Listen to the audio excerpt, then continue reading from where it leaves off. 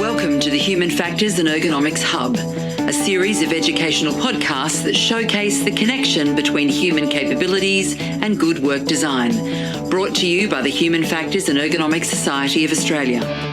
This podcast is brought to you by Sharon Todd, a certified professional ergonomist and the current president of the Human Factors and Ergonomics Society of Australia. Today, I'm chatting with Valerie O'Keeffe. Valerie is a fellow of the Human Factors and Ergonomics Society of Australia and is currently employed with Flinders University in South Australia in their Tonsley campus, exploring technology adoption in the manufacturing industry with a focus on shipbuilding. The aim of this research is to promote technology adoption and willingness to use technology. This research applies a human factors and ergonomics focus to learning from technology trials. Tell me about your current work in human factors and ergonomics. Yeah, I am in the fortunate situation of having a job that actually has human factors in the title, which hasn't happened too often in my career. It's usually been something else that you do while you're doing the work health and safety or whatever. So I'm senior researcher in human factors, and the work that I do is part of a multidisciplinary team. So there's another human factors professional along with myself, and we're part of a multidisciplinary team that really primarily consists of engineers. So they come from mechanical, robotics and biomedical sort of domains. And there's also more recently some business management people whose specialty area is innovation management. So together we are working on a project with BAE Systems, Maritime Australia, and they are the organisation that has the contract for the 9 future frigates shipbuilding program in Adelaide. And so the work we're doing is really focused on trying to increase technology adoption in the shipyard for the build. So it's not designing weapon systems and so forth that go into operations, but it's really the work health and safety, quality, productivity, improvements we can make through technology adoption in the shipbuilding side of it. So that's the work we've been doing, and how that's rolled out. We're at the Tonsley site at Adelaide. So that's the old site that used to house the Mitsubishi automotive factory, and it disappeared in, I think, 2008. And since then, it's been built into quite a vibrant technology hub with the university co-located there with a lot of startups and technology providers. So BAE is co-located with us there, and we have a site there that's called, at the moment, Line Zero, and that's really a simulated industrial laboratory, I guess we could call it. And it's a safe place for us in terms of not having cybersecurity concerns or highly confidential information that we have to worry about, that we can go in there and test and trial technology together. So we've been running trials on different technologies with a human factors lens. Okay, what kind of technologies are we talking about?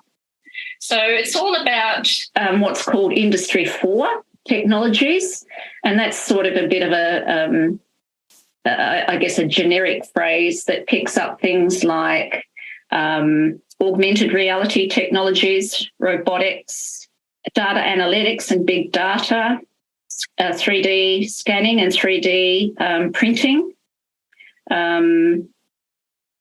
artificial intelligence, autonomous vehicles, all sorts of sensors that can connect up all this digital information. So I guess it's called the fourth Industry 4, the fourth industrial revolution, because it's moving from the computer age that was really about being able to capture information in a digital way, but this is actually connecting up sensors and networking, Internet of Things type of approach where we can connect up all sorts of technologies to communicate digitally.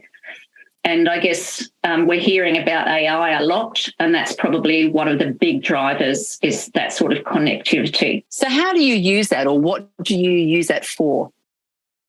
So with the shipbuilding focus, so we're looking at both the shipbuilding process with the prime organisation being BAE, but we're also looking to try and influence their supply chain because that obviously from the organisational perspective, it gets a flow-on effect through that whole supply chain, makes more efficiency. So we're wanting to encourage the small to medium enterprises to integrate technology into their work as well. So the work we've been doing is running technology trials on, they're fairly generic but relevant use cases or applications to the shipbuilding. So things you can imagine in shipbuilding, there's kilometres worth of pipes that carry all sorts of things. It's like the cardiovascular system or the digestive system in a way in the body. You know, it carries wastes, it carries fuel. It really connects up the ship. So there has to be all these kilometres worth of pipes that are built to very high specifications. So welding is really important there, that welds are to high integrity, but they're also very, very precisely aligned. So we've been looking at how we can do measurements and capture designs with pipes in particular. And so the welding that goes with that. So that's been one set of trials that we've done. We've also been interested in taking out what we call in human factors, the 3D sort of work, the dirty, dangerous, demanding, demeaning sort of work. So there's a lot of repetitive work in some of the pipe handling, the electrical work. So that's another area we've had a look at. So we've done trials with collaborative robots. So they're a new age sort of robot, small, lightweight, force limited, and they allow people to work in close proximity with them. So they can actually coordinate tasks together, or we can get them to do one part of a task while the human does the other. There's something we've been working with. What else have we been doing? And we've got this new contraption recently that does very, very accurate three-dimensional laser scanning, and that can be exported into CAD programs and very easily with our 3D printing technologies, they can print custom-made parts. So these are great for military in general, because if you're out or mining, where you're out on a remote site, something breaks down, that you can take the part, you can scan it, you can 3D print it and have a very bespoke part reproduced quite quickly. So there's some of the applications that we're interested in trying these technologies in, but we do generic sort of relevant tasks that are relevant to the shipbuilding, but can be, I guess, more readily generalised to the supply chain as well. You mentioned a couple of very interesting things. One was the simulator lab. So let's maybe just go there for a moment. How do you use the simulator lab with these technologies? Yeah, so it's an area of the old Mitsubishi factory that has a great big industrial crane over the top, and it's, if you can imagine, an automotive plant. It's got the concrete floors. It's very cold in winter, very hot in summer. So we've brought into that, I guess they look like a series of shipping containers, and they've been put together to simulate the blocks of a ship. So as the ship is built, it's built not with the big keels and so on, like we see from the old wooden ships, but in blocks. And they'll build them in distinct blocks, and then all the componentry, the piping, the electrical wiring, everything goes into it and it gets joined up. So we've got what we try and simulate as a compartment of a block, and it contains, so it simulates like the Faraday cage, the metal box that makes connectivity difficult. It simulates some piping and valves and gauges and that sort of equipment. And we've got it built in 3 sections going upwards. So an undercroft part that simulates a confined space, a middle section that simulates an enclosed working space, an awkward working space, and then a working at heights area where we have people climbing ladders and simulating again some of the piping that they might work, or wiring they might work at height on. So that's the sort of setup that we have. And then we also have a digital laboratory as well, where the technologies are tested and trialled.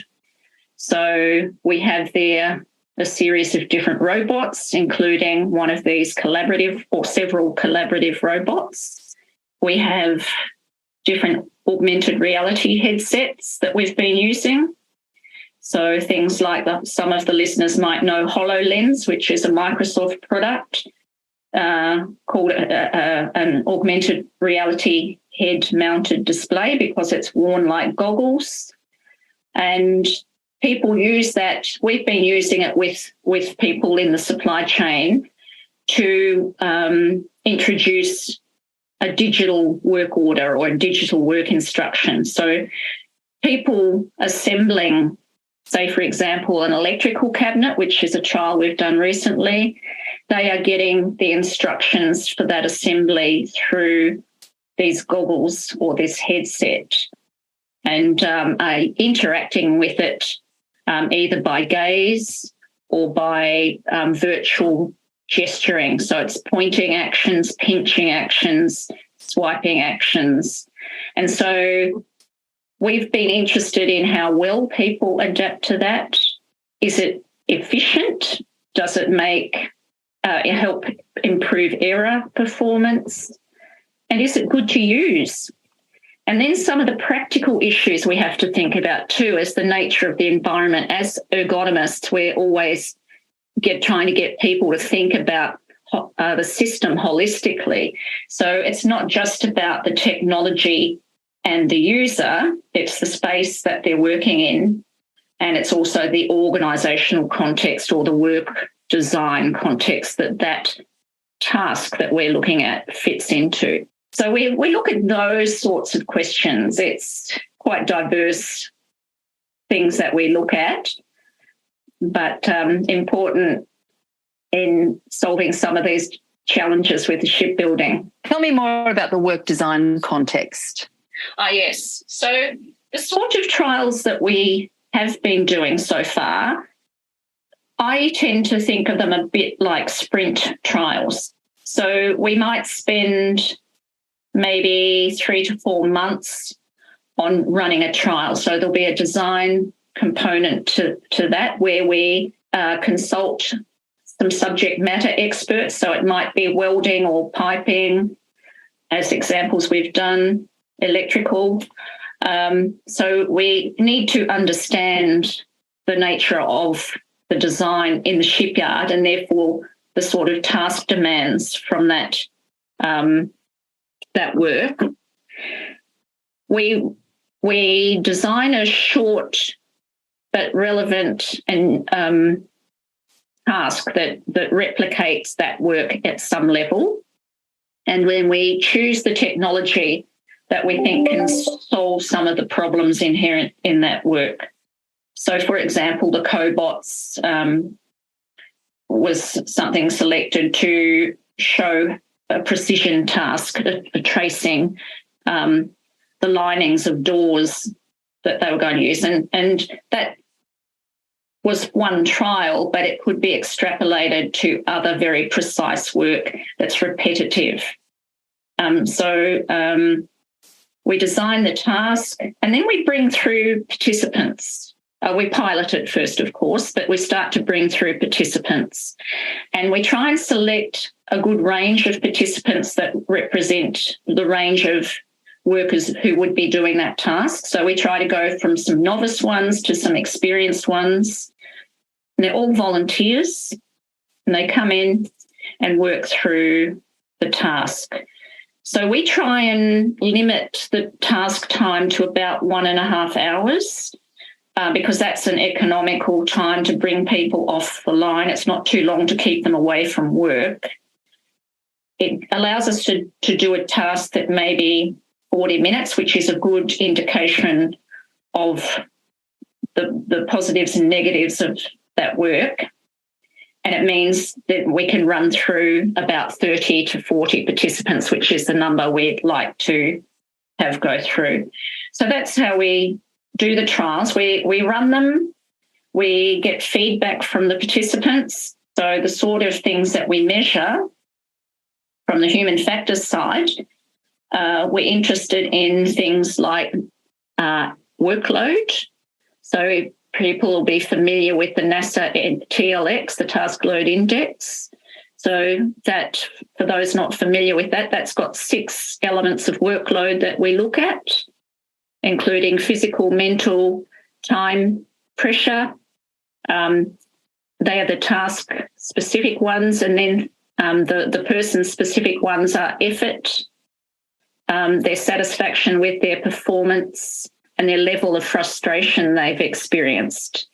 So that's a really, we choose very simple, easy to apply measures because we also want to encourage the organisations we're working with to do some of this sort of measuring of performance when they are looking at their own trials. So it's that very human factors or work health and safety way of thinking that we like to try and impart some skills as well. So we use simple, quick and efficient things, but also some technology to measure as well. But we measure workload, we measure system usability score, which is a 10-item scale that just asks a lot of fairly general focused questions about how people experienced the task from a usability point of view. And those two tools are quite useful for allowing us to compare. They give us numbers so we can compare with that. And we can also zero down a bit into some particular areas. Is it more mental effort? Is it more physical effort? Was the frustration really high? And then we support that with qualitative because that helps us pinpoint the how and the what. Quick measures, we get the people to do the task. We debrief them, they do the survey on laptop, and we also measure things within the technology, things like we would traditionally do errors made, productivity time. We might measure accuracy, say, for example, when we were doing the task looking at pipe measurements, whether they could align the pipe within a plus or minus 1 degree. So those sort of measures, very traditional, quick trials that give us an indication of whether this technology is feasible for this sort of work. We're actually trying to understand that task level and that human interaction level. So we sort of have to extrapolate a bit from what does this mean for a whole job. So we look at the mental work effort and those sorts of indicators. When we debrief, we ask them some questions around very, very broad questions so that we draw anything from them they want to tell us. So I'll usually start out with, how did that go for you? Tell me about it. And then we might ask them some specific questions about, do you think that would be easy to learn? What sort of skills do you think that would require? How confident would you feel about this sort of work? So that helps us get into understanding their work domain better and getting their perceptions on what makes for satisfying work. So are there barriers maybe for this technology in your work? So the work we've done so far, we've only been able to make broad recommendations around the work design. So it's around what sort of skills might be needed, how the different types of demands would need to be balanced across the job, for how long can someone perhaps wear a HoloLens augmented reality headset at one time. So we're trying to educate the workplace about thinking about these questions, and then as they start to implement, to be engaging at that level. We also wrote a more theoretical guide on job design, skills and job design to support that. But that's a quite generic document that just helps explain what job design is about and why different elements of job design are important. So that's the things we all know, things like management, leadership and vision, work health and safety, social support, different task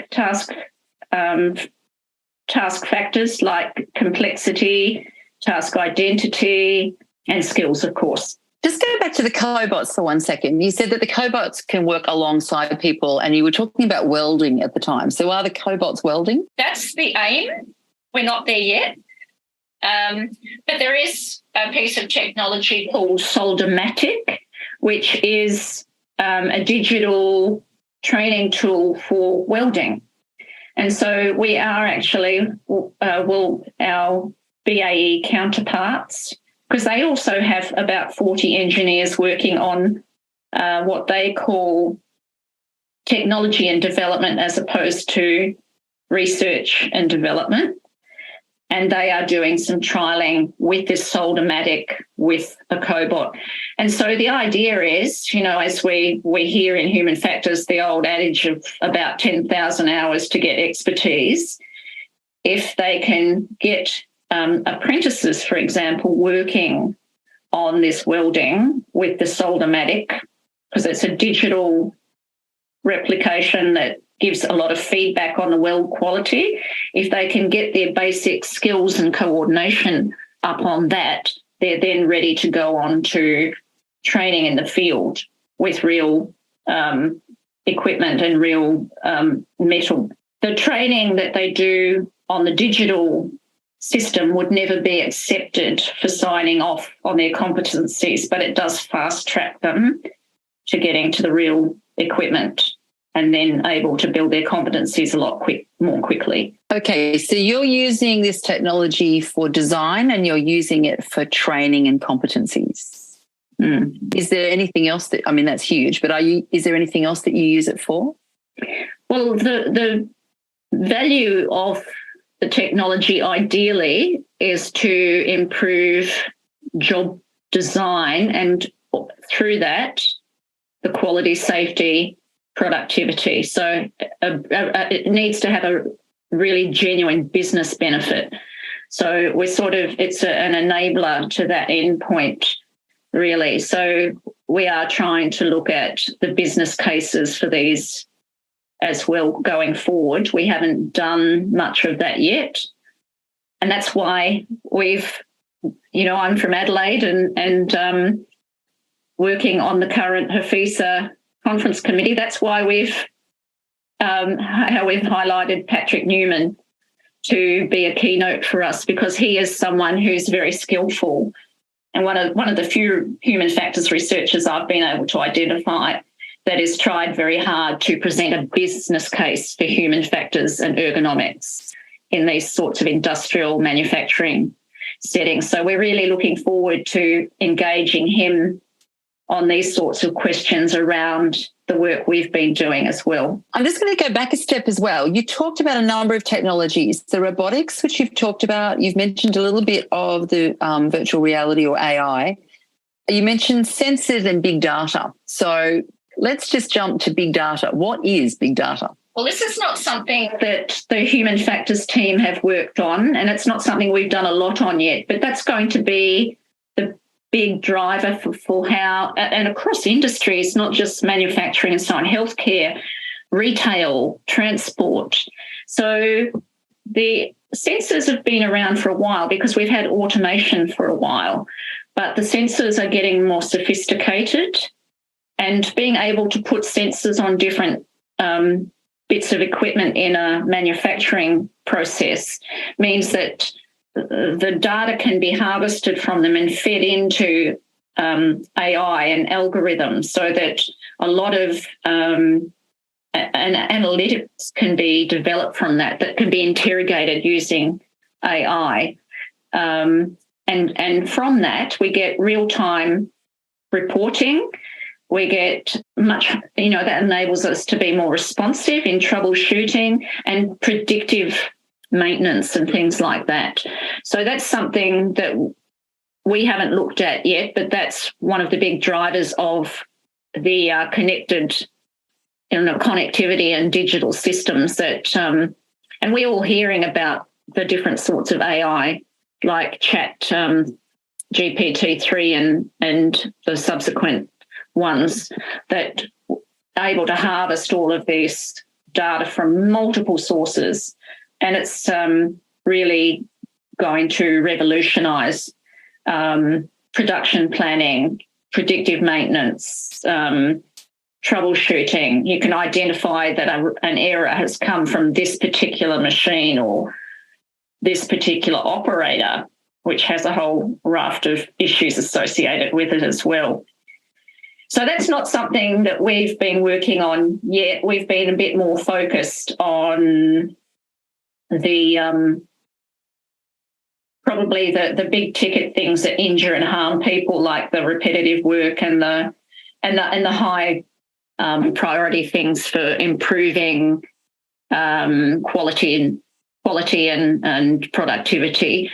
But these are things that are coming. We have done a little bit, our engineers have done a little bit on things like digital twins, which is associated with the big data, where you're able to have a virtual replication of a living system, and you're able to predict and make changes to the virtual system before you implement it on the physical system. So you can test the effects without jeopardising your production.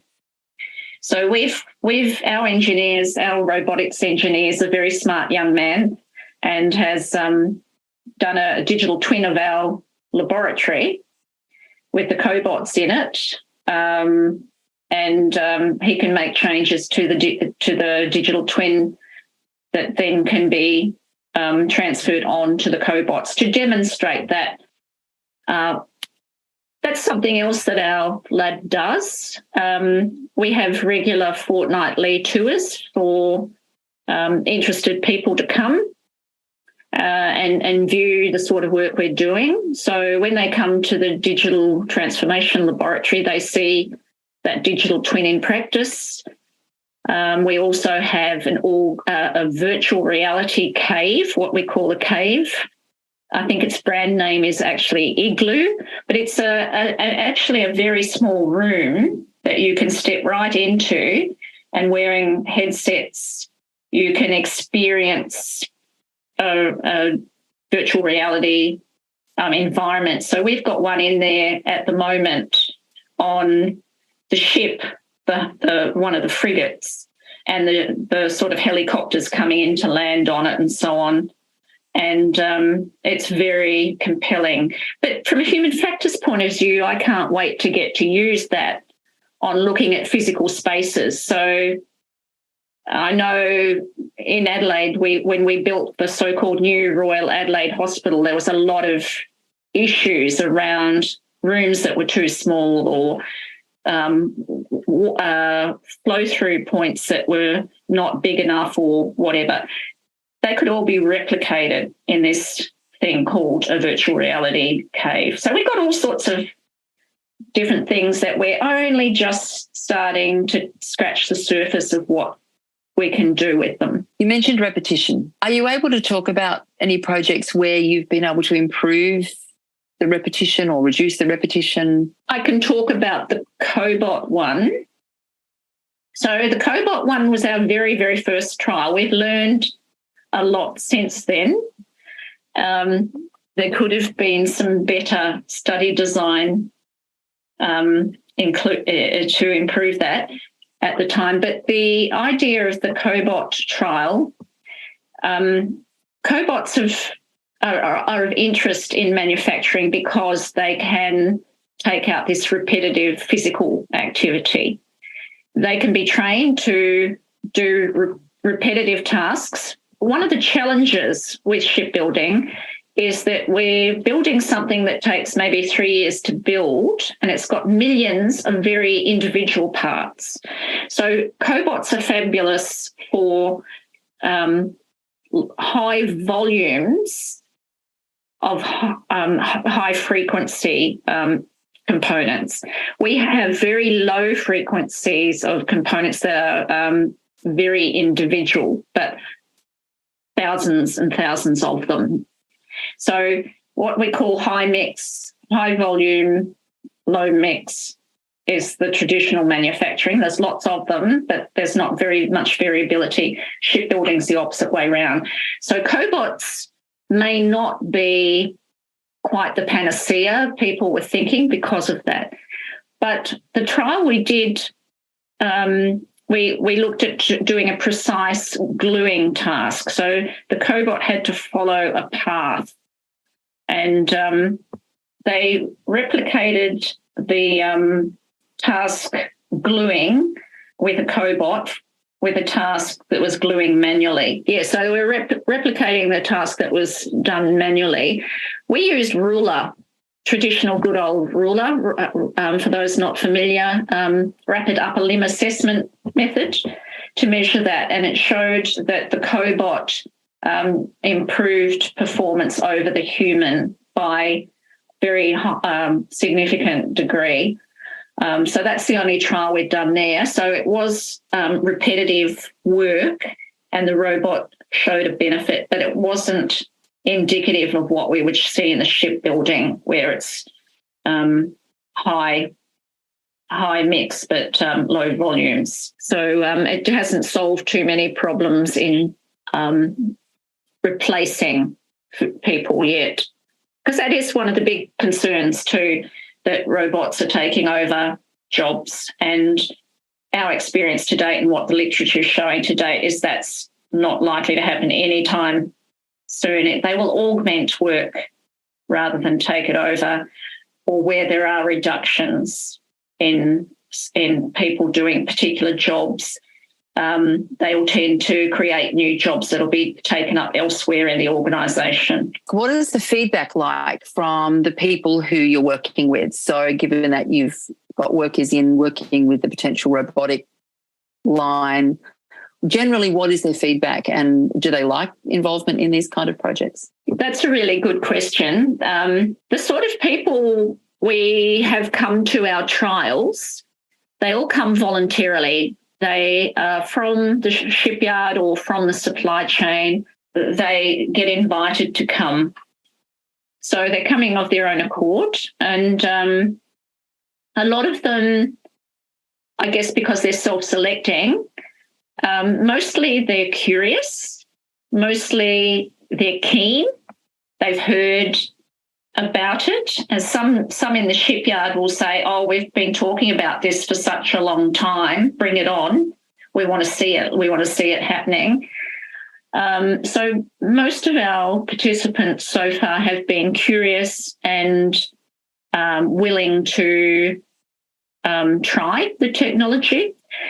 And then when they do the task and we debrief them, they will say, oh, this was good, but that wasn't good. Overall, I enjoyed doing the task, but I don't know how it would go for 8 hours a day.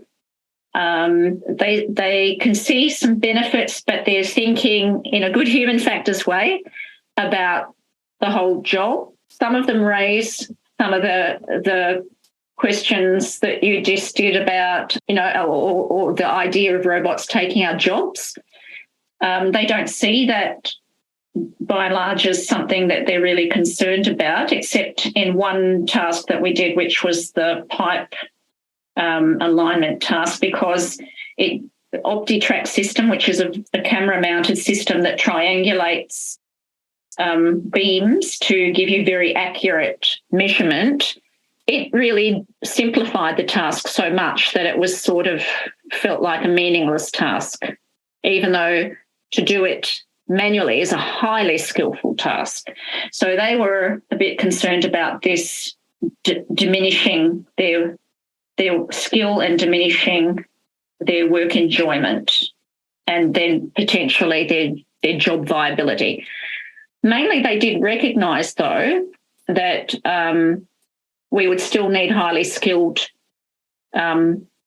welders and pipe aligners or boilermakers to do this work, because even though it was welding and so forth, you still needed a good welder to know what faults had gone into this and how to fix it. So there's quite a good understanding of some of the issues there. But the most recent trial we did was a digital work order with the HoloLens, and they were using that to action a digital work order with and it was integrated, a HoloLens headset with a cobot, and they activated an inspection by the cobot by staring through the HoloLens.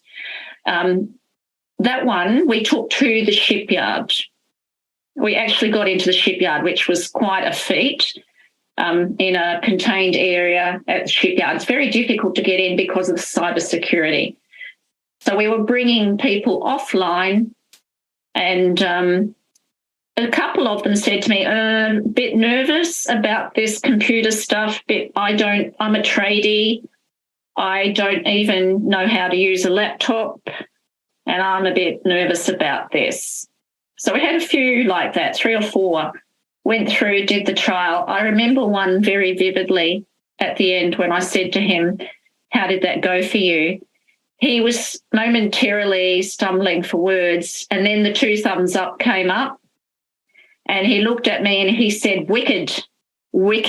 So we've had all of those sorts of reactions. And one of the things we do aim to do, we want to give these technologies a fair trial when we run them through a trial, but at the same time, we want to set it up to encourage the participants to have a positive experience. Part of our remit is about encouraging technology adoption, making sure that people have a positive experience with it at their first encounter, so that they're willing to come back. They can identify a few bugs and things, but yeah, this has got potential. That's the sort of thing we'd like them to experience. How do you choose the task or the job or the line? How do you choose the thing that you're going to look at? So the things so far, they've been jobs that the organisation has probably picked. They've been high priority things like, we've got all this welding to do. We need to look at whether we can train people faster to do with this soldermatic tool, or we can get the alignments done faster if we use this OptiTrack visual system.